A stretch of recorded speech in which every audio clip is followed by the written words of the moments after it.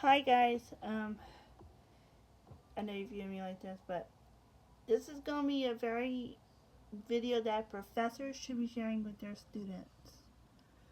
Professors out there, whether you're my past professors and whatever, and for those who are not my professors or haven't taught me, you're more than welcome to share this with your students. Because the things I'm about to talk about are important that every freshman should know. So, shall we get on to it? This video is going to be called Tips for College Students Entering College for the First Time as a commuter. So, this is going to be commuter edition, not dorm edition. Number one, register for your classes early. Yes, I would personally, if like you're a first time commuter, I would personally right after you finish your FALSA registrations, um, got any and all documentations from if you're a transfer student, you need your transferring transcript from the previous institutions you've been to. If you haven't been to college besides this very first one you're attending, you're okay. But if you have, you need that transcript. So prepare for this on your budget that you may have to spend a little bit to take care of that business. Some colleges might ask for your high school transcript. You might have to pay for that too. I had to pay for that when I went into Nichols. I had to pay for my high school one. I had to pay for my Fletcher one out of my own pocket. I'm just telling y'all to be ready for whatever your situation might be. Whether you're a transfer, and I can speak on both accounts, first time freshman, or first time you're a transfer and you're new to that school. Yeah, I'm going to speak for everybody. Alright, okay, my second one, and this comes into this. Apply for your financial aid and admissions early. I say early, meaning you have to do at least 6 months before your initial enrollment date. So if you're a high school senior going into college straight out of high school, I would do it around December. There's a reason for it, because then again it can give your institutions financial aid and stuff a lot of time. For me, I don't remember doing this in Fletcher because I remember having to take a semester off, and I enrolled myself in the spring of 2013. However, but I did follow this when I was enrolling into my alma mater at Nichols. I enrolled myself February of right before COVID hit. That was February 2020, and COVID hit around March of 2020. So I had to pay I don't remember paying the enrollment fee in Fletcher because I think it was free enrollment. I'm not sure, but I don't 100% remember that one. It's been that far back. But I did have to pay a little bit at Nichols to enroll. But the price of your institution to secure that fee is going to vary. So keep that in mind. Because it might be one amount for one university for the undergrad. Sometimes it might be something else for another. So just keep that in mind. And I can't speak for everybody, so just bear with me. FALSA. This is a huge one. Every student needs to know about FALSA. FALSA is a free government site for students who are receiving aid to pay for their education. This is the type of loan that you don't have to repay ever.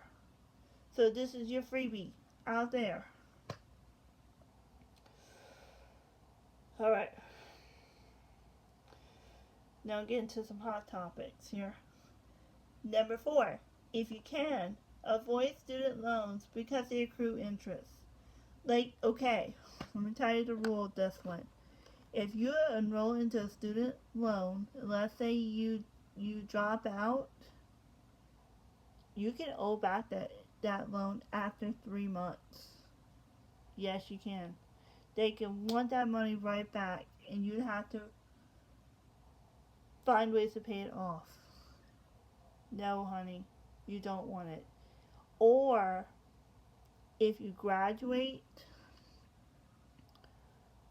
I don't know about student forgiveness or anything like that. I know I've heard of it. But if you graduate, and let's say, to the minute you sign on to that loan, honey, you accrue interest right there. They are accruing you right then and there. And 2, if you graduate, you will probably be paying after 6 months of your graduation. And if you want to see your checks, you do not want that loan. If at all possible. I know everybody's situation is different, and not everybody can live on scholarships and financial aid alone. I get it. I'm just saying if you can. Alright? Okay, number 6. This is going to be some interesting things. Pay your dues or get on a payment plan by your deadline. Okay. For those you want to know what happens right if you don't pay your dues, what happens? Okay, I'm going to explain. I've seen this happen in my university days at Nichols. I've seen students have some problems with their schedule because of this problem right there. Probably have a balance, probably have this, that, and the other. And you know what? They can cancel your classes and erase your whole schedule like that if you don't put yourself on that payment plan or pay your balance out.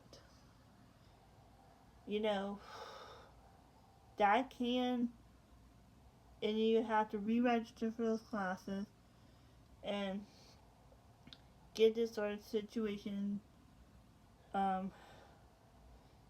cleared up. So, keep that in mind, please. Okay.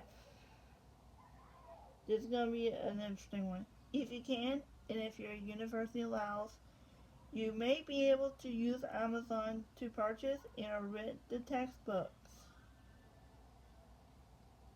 And if they still do this, I don't know about Amazon. I haven't been on it in a while about the whole rental thing, but if you can possibly do, because this can really add a surcharge on your tuition. If you can get the book cheaper somewhere else or download it, it's better for you, honey, because number 1, you can drop the book bundle. 2, you can rent it, purchase, and download it somewhere else. Okay. Number 9, return your rentals on time. They charge late fees if they're not done on time. Oh, okay, I got a good one for this one. And I used Amazon when I was in school, and one time I got an email for a missing book. And I supposedly returned my books like I normally do in the end of the semester.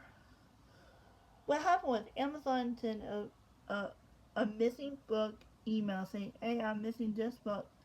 I had to go on Amazon, tell the dang representative that I've turned that book in. It's one of those GEA publication books for music students. I told I turned this book in on time. I submitted pictures and proof. But maybe next, I didn't realize the proof until much later.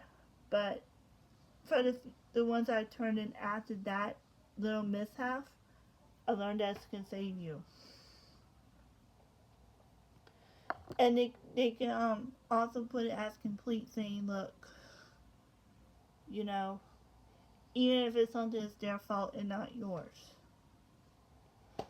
Just for saying it. And they can charge for a missing book, by the way. I want to add this on. Just in case you didn't know.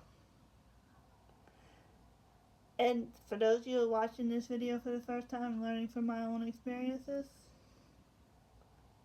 all the power to you, because you're learning what you need to know before you set foot onto campus.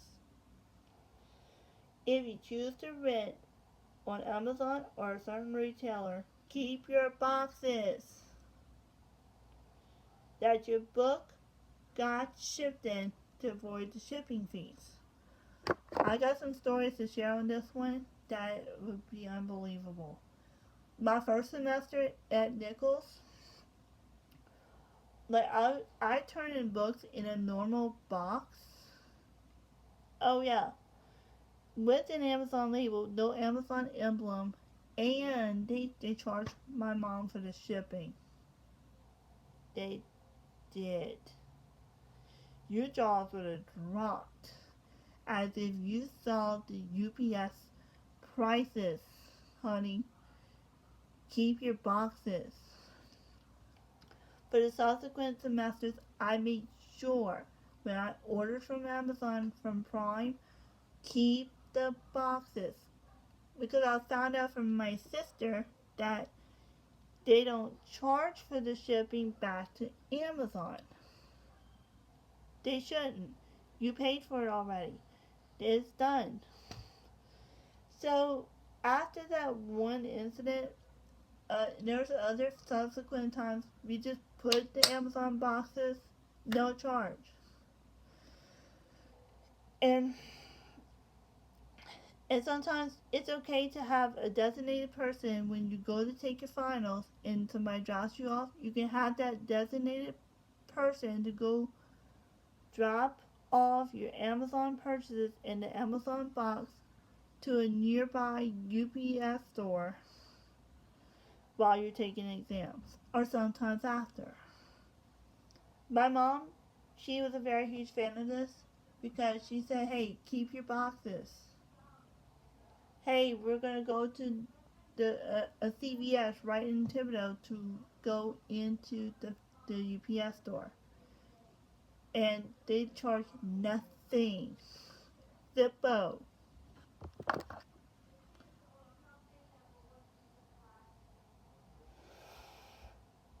So keep the boxes. They don't charge you.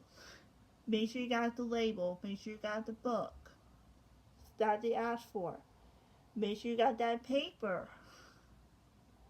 And make sure you got that email with the barcodes. Or print the barcode before you go into that UPS store. They'll tell you step-by-step instructions on how you ship it back. We're all good? I hope. Okay, number 11. Make sure you take advantage of add and drop dates. People are allowed to use them for all reasons. And once you add and drop, honey, you don't see that cost ever on your schedule. It never exists. Leave that out there. But if you wait to, and this brings on my 13th point, keep in mind that the last date that you can drop a class. But let me tell you this. If you wait to drop it during add and drop, You're going to have to go through a lot of people to get paperwork. I had to go and email Miss Andrea whenever I was there, and there are some instances where I had to drop a biology right after adding drop date, and one of my ensembles after that date, and I had to get paperwork.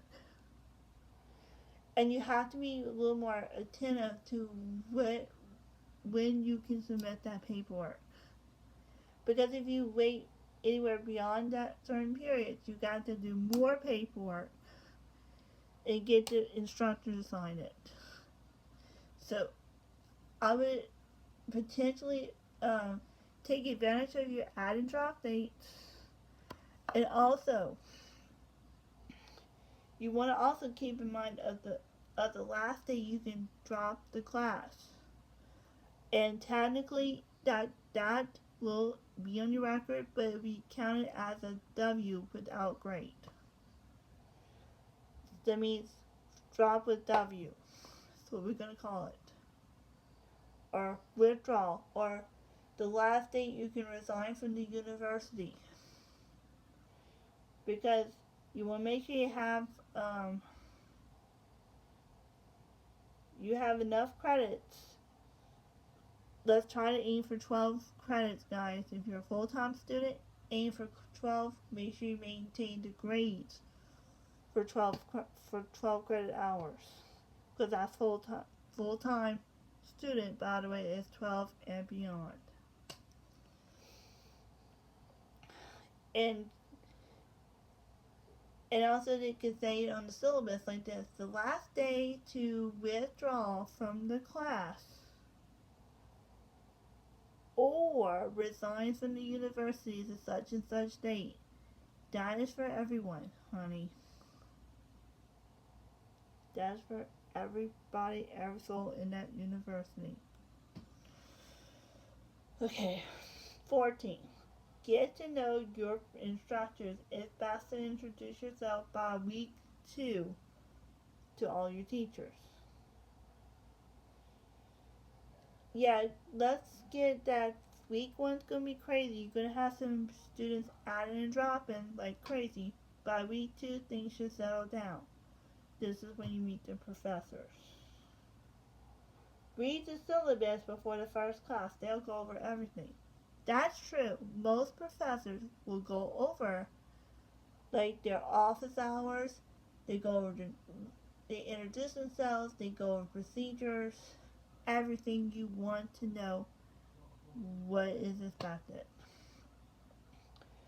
Familiarize yourself with the professor's office hours. They are a resource and they're there for you. That is true, because look, you can be struggling with a class, honey, and your professors are your allies in this one. You can go to them and they be like, hey, you need help with this? It's better to ask for help than to wait the last minute and you're struggling, and then you have to make sure that the worst case scenario, you may or may not pass the class. Make sure you stay on top of your studies enough to know where you messed up to where you can get help earlier. The earlier you get help, the better it is for you to pass the class. Are we all good? Okay. And by the way, I will leave this public for anybody who wants to ask a question about any of these. I'll do my best to answer it. And let's go on with 17. Get accommodations ahead of time if you need them. Like, I would suggest if you're disabled and you're attending post-schooling and all that, right after you fill out your FAFSA, you fill out your admission paperwork, you want to also consider, after you do verification, do vaccine forms, that main paperwork you're going to need to fill out for your accommodations. You might have to get your doctor involved in this to write you a letter saying you need accommodations, or get your, if you're into VR, vocational, get that vocational. I had a vocational counselor when I was in Fletcher, and we we had accommodations set for him. They sent him to the school, the whole 9 yards. And I did have my doctor write it. I'm autistic on a RX script. And I need accommodations. When I was in Nichols, I didn't have VR, vocational services, none of that, because I kind of did something very stupid by getting myself closing my case, and I regret that one because it could have been a resource if I was decided to reopen it. I should have for this sake, but case happened to be what it was. So I was literally doing a lot of it on my own. That's crazy.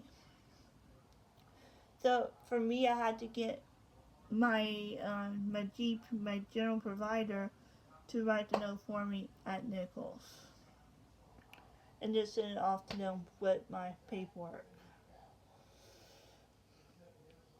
So, okay. Okay, number 18. Get acquainted with academic tutoring. You can use them when you're in trouble. Okay, you can use them when you're in trouble, but be careful of the charges. Some services are free, some are not. So be aware of your charges, because sometimes there are some services that can put things on your tuition at the very end of the semester. I can speak it from my experience because I did that with geology ones, and it kind of added to my tuition at the end at a good bit. And then, like, even though band took half of that and they already paid the half, I had to be solely responsible paying the other half to finish my registration for classes to get this debt off my schedule, just so I can kind of roll into the payment plan and stuff like that, you know. So this is what you want to keep in mind. Okay, number 19. Take freshman seminar. It's a helpful class to learn about academic procedures better. Take word of advice, because I remember the funniest story when I had two Bartnicks on a Thursday. Yeah, Dr. Bartnick and his wife back to back. Like, if I go to one Bartnick, then I gotta go across the campus building and go see another Bartnick. And I bet he's watching it right now if he's seeing this. He's laughing his butt off and saying, "What in the world?" Yeah, that was my favorite phrase that everybody knew me about. That just all the time. Just the same. Now back to my points. Get to class on time and email professors when you're late or if you're sick. Or if you have a commitment, like if you're in band or choir and you're going somewhere to perform, your best bet is to communicate ahead of time. Take my word for it, you best communicate. That way you're not missing out on assignments. Okay, I'm about to add this. If you are sick, you miss class for any reason, check the assignment board every day. Every single day, that you would be on top of it, you would know what you missed. I forgot to add this in there, but I think it's relevant. Have documents ready if you miss an exam. Most professors can make an appointment to take the missed exam. It's better than receiving a 0. Honey, take my word, you must rather get a little bit of credit than no credit at all. That's 21. 22. Make sure you follow all assignment directions and completed your work. Okay, I had a little mishap with one of my assignments in one of my classes where I kind of didn't turn it in, or didn't follow directions, and it kind of messed me up a little bit. I was like, oh no no no no, we gotta talk to the professor. I had to learn how to accept what happened on my end and say, look, I'm gonna do a little better and not let this be a problem anymore.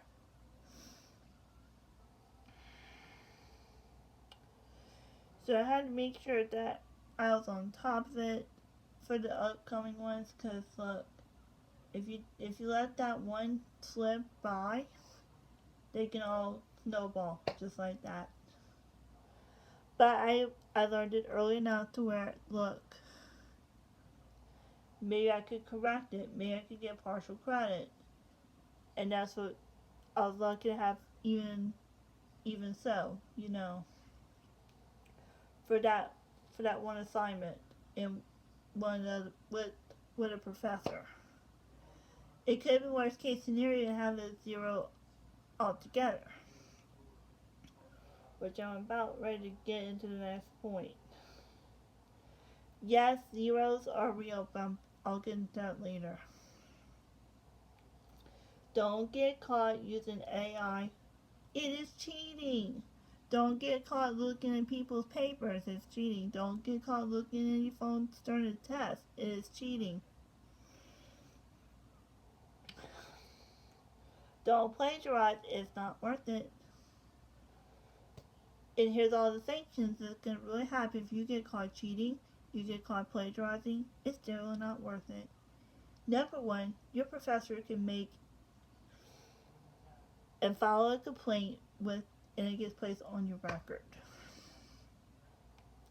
And some of that stuff can involve hearings with a dean or with somebody. You're gonna have to go to a hearing, and these academic people are not gonna be happy when you get caught with these things.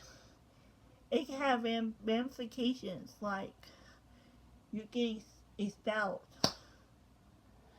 You do not want that placed on your record. So don't you dare try it. Don't you dare try ChatGPT. And in fact, your professors, if you have to do a writing assignment, most of them will have this extension called Turn It In. Turn It In is going to catch your butt. If you got more than a certain percentage, they can catch it, and the professor can see, oh crap, she plagiarized. Oh crap, she used GDP. Not worth it. Okay. 24. You can clear your name if your university sends an email with you and one other person involved for incomplete grades. I had this happen to me at Nichols, where there's me and another Hannah. Other Hannah got caught with incomplete grades. I was not even doing those things. I go to check my records to know I've been on top of my studies, and my professors and my advisors knew I was on top of things. And I go to email my advisor saying, hey, this happened. Even forward that to the dean to get it cleared. Okay. Number 25. Don't get caught with academic probation. Academic probation is a standing when someone's GPA falls under 2.0. Academic probation is your first warning. You do not want to get caught with it. If it happens a second time and you're still below the 2.0, they can put it on suspension. And anything beyond that, you can be put on expulsion. Just like that. not okay. Try to aim for a 2.0 or above. It's okay to have fun in college, but learn to be a little more disciplined when it comes to your studies. I have days when I have fun. I go to my professors, hang out. I go to crawfish day. But the one thing I don't let it do is distract me from studies. And distract me while I'm here and I'll still get an education. Get to know your advisor, that's 27. He or she can clear your name when you're in trouble. And they're your representatives when you need them. They can help you withdraw a class if you're in trouble. And I've been through some situations where I needed those buttholes, but they were nice. Thank goodness they were. For the music students, get to know your studio teacher. He or she will work with you for 4 years. Yet those will be your closest teachers you ever get to know. You better look like getting to know them. And they'll get to know you, so create a good impression every single lesson. This is what they're going to remember for the rest. If you ask for that recommendation letter, they're going to remember you in that sort of fashion. Always on time, always prepared. Stuff like that is going to create a good impression. When you file a complaint, follow the chain of command. And every syllabi has a chain of command. Take my word for it. You want to keep that in your mind. If you have a trouble with your professor, request that you see them during office hours. If you're still unhappy with their butts, then you go for it to the department head. If neither of them work, then go on to their dean. But do not get that president until the very last, because the president can bump you back down to going to your professor and doing it the right way. Turn in all assignments on time. Use the phone and tablet calendars. You know your little friendly calendars? Use them to mark all due dates, because professors won't accept late work. Some will and some will not. Easy way to get a 0 for not turning in on time. I've had some professors saying that late work is unacceptable, and you get a 0 for late work. Some do partials, some do late work. Some do partials for the late work, and some you get an automatic 0. So do not fall into that trap. Make sure you have yourself disciplined enough to where you can get work on time. I can speak for myself because I've had a full school day. There are times I went to school at night for a performance. Then there's other times I had to arrange my schedule to meet the deadlines of all these professors. Even had to work on weekends to get it done. So do what you can to make sure you get the possible amount of credit to turn it on time. So that brings me into the last point. Not all professors do partial credit. So not all of them do, so you want to make sure you're on time, you make sure you paid attention, make sure you're not rushing it. And let this be your best semester yet, and I'll see you with some other advice videos later.